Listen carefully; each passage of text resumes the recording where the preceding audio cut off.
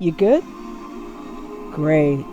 Let's start with your name. My name is Ida Mae, but my friends know me as, well, Ida Mae. I guess I never got myself one of them fancy nicknames everyone else seemed to have. It's all for the best, though. I never liked them no way. Why, just the other day I was walking down the street in front of my house. You have to do that when you get to be my age, you know, or else your joints will lock up on you and your back will hunch over from sitting so much. Anyway, where was I? Oh yes. I was walking down the street just a couple of blocks away from where I live when I heard some young boy yelling at me from across the street. Hey, mad dog! Child, let me tell you, these old legs started to moving faster than they have in 30 years. I figured if that mad dog was gonna get me, he'd have to catch me first. I couldn't make it back to the safety of my house before that old dog got me, so I had to think fast. That's when I saw that same old crepe myrtle tree was been in the same spot since I was a little girl over there in Lester's yard. Lester and I used to be an item, you know. We would have got married too had it not been for that old had it not been for Mary Elizabeth. She dead now though, rest her soul. We was best friends all the way up through high school. That was about the time that Lester and his family moved into town. Honey, let me tell you, compared to all the other nappy-headed boys what needed a haircut, a job, and a leash, 'cause could none of them be trusted with no pretty woman within 20 feet of him, he was an angel. He had the prettiest eyes, looked like cat eyes. He had pearly white teeth that looked fake 'cause they was so white, but they was his. How do I know? Well, my mama always told me that it won't ladylike to put your business in the streets like that, but trust me, honey, I know. His hair was soft and curly. He sure was something to look at. Anyhow, Lester got to thinking he was hot stuff because he had all them women running after him.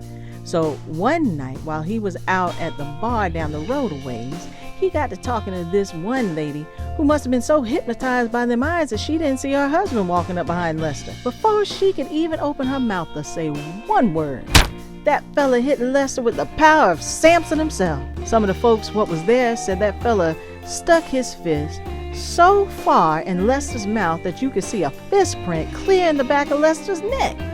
When Lester came to, everybody in the bar was laughing. So poor old Lester gathered what little dignity he had left, stooped low, and picked up all 31 of his teeth from up off of the floor. He told everybody, "Thank you for a lovely evening," and walked out the door. So you were telling us about the walk. I was almost at the crepe myrtle tree I was trying to get to in Lester's yard. I wasn't crazy enough to turn around, but I know that old mad dog must have been gaining on me because I could hear him hacking and wheezing behind me. He sounded bad off too, like he was out of shape or was about old as me. I could feel his hot, wet breath on the back of my ankles. Must have been a little dog what wanted to rip him out, so I'd have to stop. I was still about 10 feet away from that old tree. I didn't think I could make it because my legs was tired and that dog was steadily catching up to me. There was only one thing I could do to try and save this old hide of mine.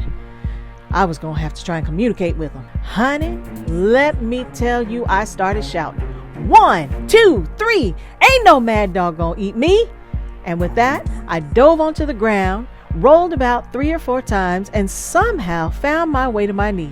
I commenced barking and trying to communicate with that old dog. It seemed like it must have been working because he got real quiet. So I slowly opened my eyes one at a time to take a gander at this dog what done chased me down the street and such. All I seen was some youngins standing on the sidewalk laughing and a line of cars what must have stopped because I was in the road like I was. Child, I had done rolled into the middle of the street with my depends down round my ankles and was blocking traffic for what looked like a mile. I ain't even want to get up from that spot. Wanted to lay right there and let them cars run right over the top of me. And I probably would have too if a giant shadow what was blocking out the sun hadn't been looming over me. Good old Lester himself, smiling that toothless grin of his, had been watching the whole thing from his window. He didn't even say one word, just leaned down to help me up, got me all dusted off and started walking me into his yard. If that boy had had a regular old name like everybody else, none of this would have happened. But then again, Lester and I probably would have mistaken the wedding bells for feedback in our hearing aids, and we sure wouldn't be sharing this here house now, would we?